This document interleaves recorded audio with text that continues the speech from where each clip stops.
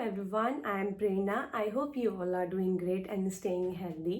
So कई सारे juniors मुझसे पूछ रहे थे कि मैम बीएमएस के फर्स्ट ईयर के एग्ज़ाम्स आने वाले हैं, फैब में कई इस कॉलेज में मार्च में एग्ज़ाम्स हैं, तो मैम कैसे प्रिपेयर किया जाए फर्स्ट ईयर के एग्ज़ाम्स के लिए, बीएमएस फर्स्ट ईयर के एग्ज़ाम्स के लिए। तो मैंने सोचा चलो इस पर एक वीडियो बना लेते हैं जिसमें हम डीप में सारी चीज़ों के बारे में बात कर लेंगे जितना मैं कर सकती हूँ, क्योंकि अगर मैं बहुत ज़्यादा डीप में चाहूँगी तो वीडियो बहुत ही लेंदी हो जाएगा, वो कोई देख भी नहीं पाएगा इतनी लंबी वीडियो।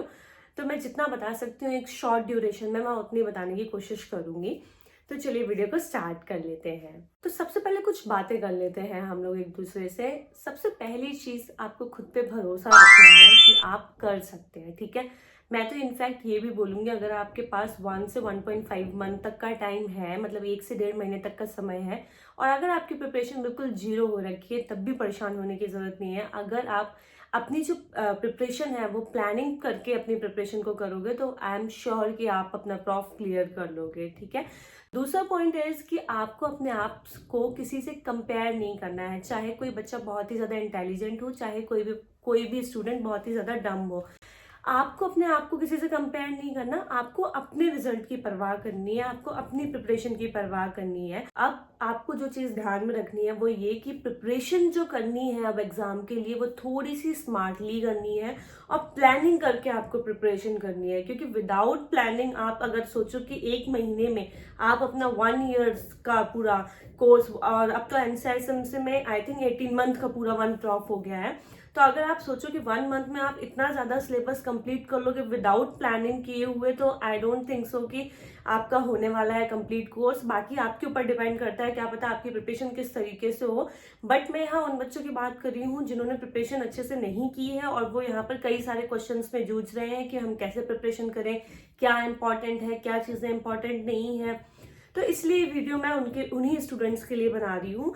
और एक चीज़ और इम्पॉर्टेंट बात मैं बोलूँगी, यहाँ पर कई सारे बच्चे इंपॉर्टेंस के चक्कर में फंस जाते हैं, तो उस वाले ट्रैक में मत फंसना, क्योंकि जो बीएमएस का जो कट ऑफ होता है, मतलब जो पासिंग मार्क्स होता है, या मेडिकल फील्ड का जो पासिंग मार्क्स होता है, वो 33% नहीं होता है, 50% होता है। तो समटाइम्स क्या होता है कि सिर्फ इम्पॉर्टेंट पढ़ने के चक्कर में ना आप बिल्कुल बॉर्डर पे भी आके अटक सकते हो। इसलिए इम्पॉर्टेंट के चक्कर में मत रहना, इम्पॉर्टेंट टॉपिक्स को बहुत अच्छे से तैयार करना, लेकिन सिर्फ और सिर्फ इम्पॉर्टेंट टॉपिक के चक्कर में मत रहना। एक इम्पॉर्टेंट बात कि आप जो प्रिपेयर करने जा रहे हो अपने बीएमएस फर्स्ट ईयर के एग्जाम के लिए, एक एम बनाओ, मतलब अपना जो एम है ना उसको क्लियर रखना कि मुझे अपने प्रॉफ्स को क्लियर करना है विद अ गुड मार्क्स, ठीक। जब आप एक एम के साथ किसी चीज़ की तैयारी करते हो ना, वो ज़्यादा इफेक्टिव होती है। अब हम अपने सब्जेक्ट्स देख लेते हैं फर्स्ट ईयर में कौन कौन से हैं, क्योंकि जब हमारे टाइम पे जो सब्जेक्ट्स थे चेंज थे, अब एनसीआईएसएम के अकॉर्डिंगली कुछ चीज़ें चेंज हुई है। तो सबसे पहला सब्जेक्ट हमारा क्रिया शरीर, रचना शरीर, संहिता प्लस अष्टांग, पदार्थ विज्ञान, संस्कृत एवं आयुर्वेद का इतिहास। हमारे टाइम पे जो संहिता है, मतलब पूर्वाध चरक संहिता, वो हमारे फर्स्ट ईयर में नहीं होती थी, और जो आयुर्वेद का इतिहास है वो पदार्थ विज्ञान के साथ होता था, ठीक। तो जो ये सिलेबस चेंज हुआ है तो हमें इस अकॉर्डिंगली प्रिपेयर करनी है चीज़ों को। तो क्रिया शरीर मतलब आयुर्वेद भी पढ़ना है आपको और मॉडर्न भी पढ़ना है, रचना शरीर में भी आयुर्वेद भी पढ़ना है, मॉडर्न भी पढ़ना है। बट एक चीज मैं आपको क्लियर एंड कट बता देती हूँ, जो वेटेज होता है एग्जाम पॉइंट ऑफ व्यू से, एग्जाम में या क्वेश्चन पेपर में, वो आपका आयुर्वेद पोर्शन का ही ज्यादा होता है। एग्जाम पॉइंट ऑफ व्यू से आयुर्वेद पे फोकस ज्यादा रखना, क्योंकि ज्यादा क्वेश्चंस आपके आयुर्वेद वाले पोर्शन से ही आएंगे, ठीक है।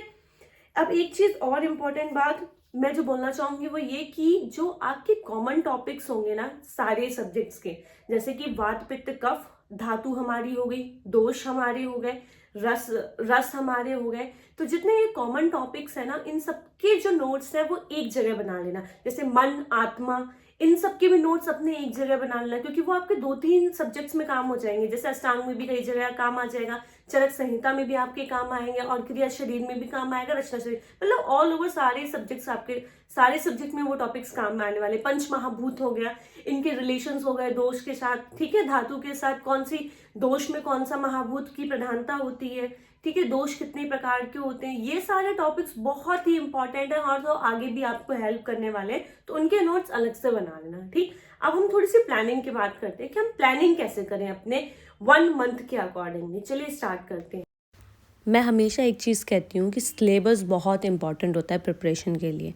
तो ये हमारा क्रिया शरीर का जो सिलेबस है वो है NCISM के अकॉर्डिंगली। तो इसमें सबसे इंपॉर्टेंट चीज़ देख लो कि क्रिया शरीर के 2 पेपर होते हैं, पेपर 1 पेपर 2, 100 मार्क्स ईच हैं, प्रैक्टिकल के 100 मार्क्स हैं, टोटल 400 है, ठीक है। अब इसमें आप लोग आ जाओ अपने सिलेबस के ऊपर डायरेक्टली। तो ये 6 पेज में आपको मिल जाएगा।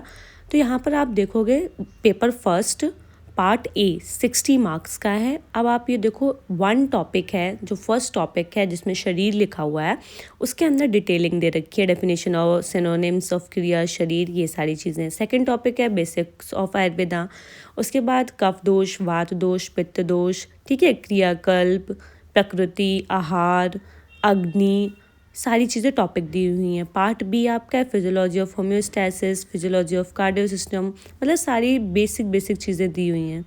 उसके बगल में आप लोग देखोगे तो जो ये है कि कितने पोर्शन से कितने मार्क्स का क्वेश्चन पूछा जा सकता है, पूरा क्लियर एंड कट दे रखा है। मतलब आपको किस पोर्शन को ज़्यादा फोकस करना है वो भी आप इससे साफ पहचान लेंगे, ठीक है। सेम ऐसा ही पेपर 2 में है। तो जो दोनों ही पेपर के पार्ट बी वाला पोर्शन है वो थोड़ा मॉडर्न वाला ही है। उसके बाद आप आ जाओ सीधे नीचे अराउंड 64 पेज पे। यहाँ पर आप लोग देखोगे ना तो देखो टॉपिक के सामने जैसे लिस्ट ऑफ टॉपिक दिया हुआ है, शरीर, बेसिक प्रिंसिपल्स ऑफ आयुर्वेदा, त्रिदोष, वात दोष, पित्त दोष। इनके बगल में ये भी मेंशन किया हुआ है कि किससे शॉर्ट क्वेश्चंस आने हैं, किससे लॉन्ग क्वेश्चंस आने हैं और कहाँ से MCQ आने हैं। तो यहाँ पर आपको ये हेल्प मिल जाएगी कि जो पोर्शन लॉन्ग आंसर्स में नहीं आना है आपको उसको डीप में तैयार नहीं करना है, सिर्फ शॉर्ट पैटर्न में ही उस क्वेश्चंस को तैयार करने हैं। तो आई थिंक आपको सिलेबस समझ गए होंगे। अब हम देखते हैं हमें प्लानिंग कैसे करनी है, ठीक है। तो सबसे पहले हम एक सब्जेक्ट को ही लेंगे क्योंकि एक इस वीडियो में इतना ही कवर हो पाएगा। तो सपोज दैट आपने एक सब्जेक्ट लिया क्रिया शरीर, कैसे आपको 1 मंथ के लिए आपको इस सब्जेक्ट को प्लान करना है मैं ये डिस्कस करूँगी, ठीक है। तो क्रिया शरीर के ह्यूमन फिजियोलॉजी के 2 पेपर होते हैं, पेपर 1 और पेपर 2, ठीक है। उसके बाद आप देखिए पेपर 1 में 2 पार्ट हैं, पार्ट ए, पार्ट बी, और पेपर 2 में 2 पार्ट हैं, पार्ट ए, पार्ट बी, ठीक है। पार्ट ए जो है वो 60 मार्क्स का है, पार्ट बी जो है वो 40 मार्क्स का है। सेम पार्ट ए यहाँ पर 60 मार्क्स का है, सेम पार्ट बी यहाँ पर 40 मार्क्स का है, ठीक है। जब आप सिलेबस खोलोगे अपना तब आपको ये चीज़ समझ में आएगी, जो पार्ट ए है जो 60 मार्क्स का है उसमें कितने टॉपिक्स दिए हुए हैं, 12 टॉपिक्स दिए हुए हैं और सब में कुछ उसकी डिटेलिंग दी हुई है, ठीक है। पार्ट बी में आपके कितने टॉपिक्स दिए हुए हैं, 5 टॉपिक्स दिए हुए हैं। पार्ट ए में पेपर 2 के 16 टॉपिक दिए हुए हैं, पार्ट बी में 8 टॉपिक दिए हुए हैं, ठीक है। और वो भी जो ये 5 टॉपिक है ना ये पूरे मॉडर्न के टॉपिक हैं और आप जब नीट की प्रिपरेशन करते हो आपने सारी चीज़ें ये पढ़ी हुई हैं अच्छे से। सेम मैं यहाँ के लिए भी बोलूँगी, यहाँ पर भी सारा मॉडर्न पोर्शन है जो हमने अपने नीट की प्रिपरेशन के टाइम पे पढ़ा हुआ होता है, बस यहाँ पर थोड़ा और ज़्यादा डिटेलिंग में होता है। But exam point of view से अगर मैं बात करूँ ना तो आपका क्वेश्चन 10 मार्क्स या 5 मार्क्स में आएगा, तो आप समझ लीजिए आपको कितना कंटेंट लिखना है। तो और एक इम्पॉर्टेंट पोर्शन है यहाँ पर इम्यूनिटी, जो क्वेश्चन कई बार पूछा जाता है, जिसको मैं भी बता देती हूँ। इम्यूनिटी को ओज से कंपेयर करते हुए क्वेश्चन पूछा जाता है, उसी तरह से आपको डिस्क्राइब करना होता है। लॉन्ग आंसर में भी ये क्वेश्चन आता ही है, ठीक है। अब हम नेक्स्ट चीज़ देखते हैं इस वीडियो में कि जो आपको प्लानिंग किस तरीके से करनी है, ठीक है। सपोज दैट आपको 1 मंथ के लिए प्लान करना है, ये 1 दिन का प्लानिंग है, ठीक। तो अब आपको जैसे टाइमिंग है, मैंने एक चीज़ कई वीडियो में अपने डिस्कस किया हुआ है कि सबको पता होता है कि स्टूडेंट का कौन सा टाइम ऐसा है जो ज़्यादा प्रोडक्टिव है। जैसे अगर मैं अपनी बात करूँ तो मेरा जो मॉर्निंग का टाइम है वो ज़्यादा प्रोडक्टिव होता है। मैं मॉर्निंग के टाइम पे ज़्यादा टॉपिक कवर कर पाती हूँ और हार्ड टॉपिक्स को भी कवर कर लेती हूँ कंपैरेटिव इवनिंग में या नाइट में। तो ये आपको डिसाइड करना है कि आपका सबसे अच्छा टाइम कौन सा है पढ़ने के लिए। तो सपोज दैट मेरा मॉर्निंग का टाइम है तो मैं जनरली प्रेफर करती हूँ 4:30 से अपना स्लॉट स्टार्ट कर देती हूँ। बट ये मैंने आपके अकॉर्डिंगली किया हुआ है और आप इसको पूरा टोटली अपने अकॉर्डिंगली चेंज कर सकते हो। और ये मैंने अपने हिसाब से बनाया हुआ है क्योंकि जो सब्जेक्ट्स मुझे टफ लगते थे उसके हिसाब से मैंने बनाया हुआ है, ठीक है।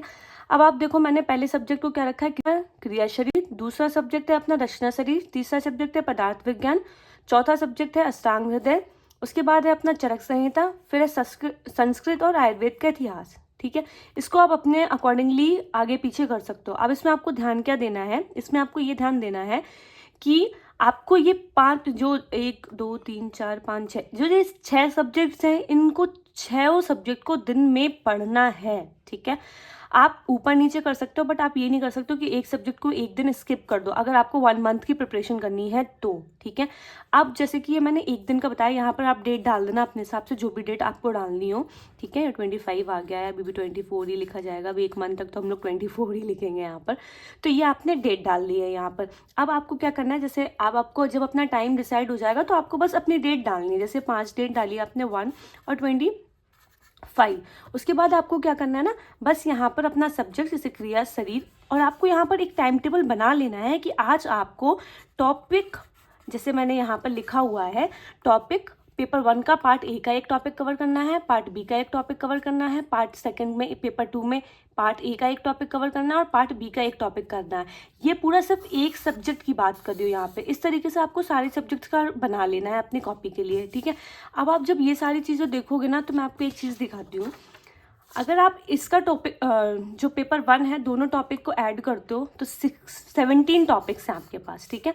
यहाँ पर ऐड करते हो तो ये 24 टॉपिक्स हैं आपके पास, मतलब 1 मंथ में 30 डेज तो होते ही होते हैं फैब को छोड़ के। तो अब आप सोचो, अगर आप एक दिन में एक एक टॉपिक भी पढ़ोगे तो आपका सारा का सारा सिलेबस वो भी बहुत अच्छे से कवर हो जाएगा, ठीक है। अब अगर आपके पास नोट्स हैं तो बहुत अच्छी बात है, अगर नोट्स नहीं, आपको तब क्या करना है, अपनी बुक्स उठाइए और बिल्कुल शॉर्ट नोट्स बनाना स्टार्ट करो। थ्योरी अपने बुक में ही पढ़नी है, सिर्फ याद रखने के लिए, एग्जाम के एक दिन पहले रिकॉल करने के लिए अपने शॉर्ट्स नोट्स प्रिपेयर करने हैं, ठीक है। आई होप आपको ये सारी चीज़ें समझ में आ गई होंगी। अगर अभी भी किसी को कोई डाउट हो या चीज़ें समझ में नहीं आई हो तो मुझे इंस्टाग्राम पे डीएम कर सकता है और यहाँ पर कमेंट भी कर सकता है यूट्यूब में। आई होप ये वीडियो आपको इन्फॉर्मेटिव लगा हो और आपकी ये काम आए। ये वीडियो आप अपने दोस्तों के साथ शेयर करिए और BMS की फर्स्ट ईयर की तैयारी करना स्टार्ट कर दीजिए। एग्ज़ाम बहुत जल्दी आने वाले हैं। अगर वीडियो पसंद आए तो वीडियो को लाइक कर देना और मेरे चैनल को सब्सक्राइब कर लो। Thank you for watching my video. Bye bye.